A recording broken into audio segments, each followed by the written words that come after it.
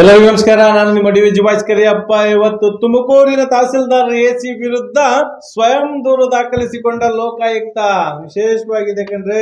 ಸ್ವಾತಂತ್ರ್ಯ ಹೋರಾಟಗಾರರಿಗೆ ಗೌರವಧನವನ್ನು ತಡೆ ಹಿಡಿದ ಆರೋಪದ ಮೇಲೆ ಅಧಿಕಾರಿಗಳ ವಿರುದ್ಧ ಉಪ ಲೋಕಾಯುಕ್ತ ಬಿ ವೀರಣ್ಣ ಸ್ವಯಂ ಪ್ರೇರಿತ ಪ್ರಕರಣವನ್ನು ದಾಖಲಿಸಿದ್ದಾರೆ.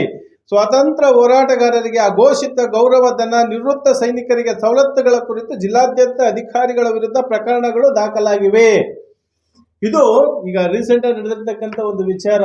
ಸರ್ಕಾರದ ಆದೇಶ ಏನಿರುತ್ತೆ, ಒಬ್ಬ ಮಿಲಿಟರಿ ಅವರು ರಿಟೈರ್ಡ್ ಆಗಿ ಬಂದ್ಮೇಲೆ ಏನಾಗಿರುತ್ತೆ ಅನ್ನೋದ್ರ ಬಗ್ಗೆ ಸಂಪೂರ್ಣವಾದ ಮುಂದಿನ ವಿಡಿಯೋದಲ್ಲಿ ದಾಖಲೆಗಳ ಸಮೇತ ಕೊಡ್ತೀನಿ.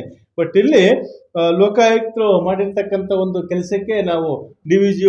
ವತಿಯಿಂದ ಶ್ಲಾಘನೀಯವಾಗಿ ಅವರಿಗೆ ವಂದನೆಗಳನ್ನು ತಿಳಿಸ್ತಾ ಅಂತಹ ಸೈನಿಕರಿಗೆ ಯಾವಾಗಲೂ ಬಲಪಡಿಸುವಂಥ ಕೆಲಸವನ್ನು ಲೋಕಾಯುಕ್ತರು ಮಾಡಲಿ.